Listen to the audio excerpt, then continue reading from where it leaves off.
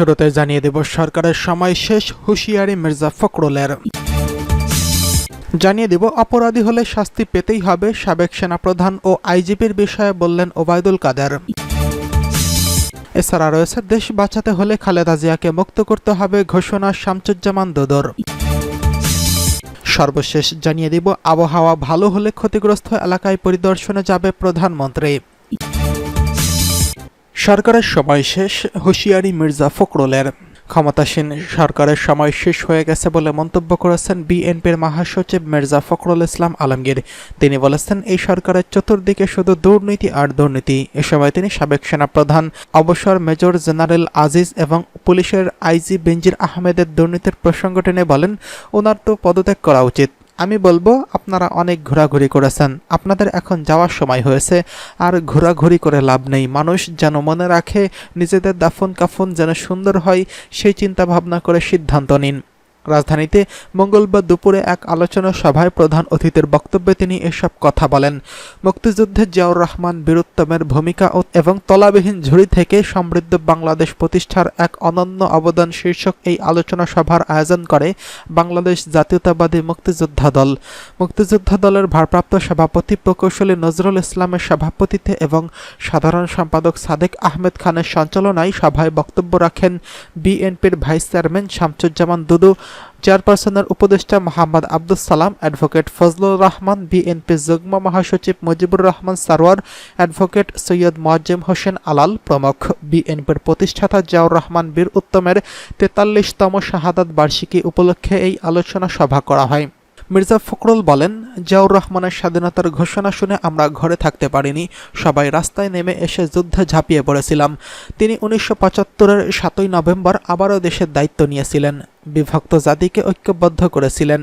খুব অল্প সময়ের মধ্যে বাংলাদেশের এক অভূতপূর্ব উন্নয়নের দ্বারপ্রান্তে নিয়ে গিয়েছিলেন। তিনি মানুষকে নতুন স্বপ্ন দেখিয়েছিলেন।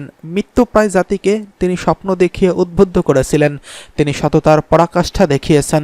তিনি সত্যিকার অর্থেই বাংলাদেশকে তলাবিহীন ঝুড়ি থেকে সমৃদ্ধ বাংলাদেশে পরিণত করেছিলেন। বিএনপির মহাসচিব বলেন, জিয়াউর রহমান আমাদেরকে একটি নতুন ভূখণ্ড ও নতুন একটি জাতিসত্তা দিয়েছেন। তিনি বহুদলীয় গণতন্ত্রের প্রবক্তা ও সমৃদ্ধ বাংলাদেশের স্থপতি। এ সময় তিনি ঘূর্ণিঝড় রেমালের নিহতদের শোক প্রকাশ করেন এবং ক্ষতিগ্রস্তদের পাশে দাঁড়ানোর আহ্বান জানান।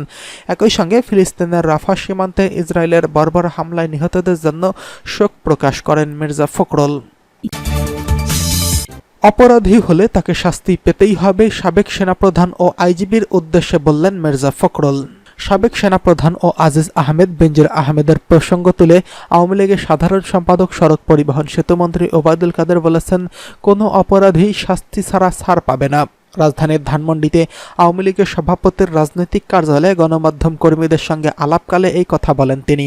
সেতুমন্ত্রী বলেন, অপরাধী হলে অপরাধের জন্য শাস্তি পেতেই হবে, কোনো অপরাধী শাস্তি ছাড়া পার পাবে না। সাবেক আইজিপি বেনজির আহমেদের অবৈধ সম্পদের বিষয়ে তিনি তদন্ত হচ্ছে জানিয়ে আরও বলেন, তদন্ত হবে, এই কথা দুদক সূত্রে জানা গেছে। তদন্ত হচ্ছে মানে মামলা হলে বিচারের মুখোমুখি হতে হবে। যিনি সেনাবাহিনীর প্রধান তিনিও যদি অপরাধী হন, তার বিরুদ্ধে তদন্ত করতে দুদকের কোনো বাধা নেই। দুর্নীতি দমন কমিশন তদন্ত করতে পারবে। অপরাধী হলে অপরাধের জন্য শাস্তি পেতেই হবে, সে যেই হোক।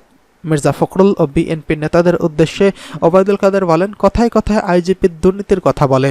তাদের আমলে আশরাফ হুদা আইজিপি, কে করেছে তার বিচার? বিএনপির আমলে কি তার বিচার হয়েছে? লতিফুল হুদা চট্টগ্রামের শেখ হাসিনার প্রাণনাশের চেষ্টায় জড়িত ছিলেন, এই লতিফুল হুদার কি বিচার হয়েছে? এসপি কোহিনুরকে তো তখন বলা হতো ভিআইপি এসপি। এই কোহিনুরের হাতে কত রাজনৈতিক কর্মী নির্যাতিত হয়েছে, অন্তঃসত্ত্বা নারীকে পর্যন্ত রাজপথে মিছিল করতে গিয়ে কোহিনুরের নির্যাতনের শিকার হতে হয়েছে।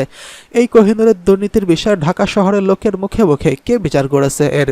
তিনি বলেন, তাদের আমলে তাদের যেসব নেতারা দুর্নীতি করেছে, হাওয়া ভবনের দুর্নীতি, এগুলোর বিচার কি কোনো দল করতে পারবে কোনো দিন? তাদের এই অপরাধের বিচার কি তারা করেছে? প্রধানমন্ত্রী শেখ হাসিনা এই দেশে ৭৫ পরবর্তীকালে একমাত্র ক্ষমতাসীন রাজনীতিক যিনি অপরাধীকে অপরাধী হিসেবে দেখেন। দলের লোক হোক, ক্ষমা নেই। যদি অপরাধ অপকর্ম করে থাকে সেটা তিনি এই পর্যন্ত প্রমাণ করে দেখিয়েছেন।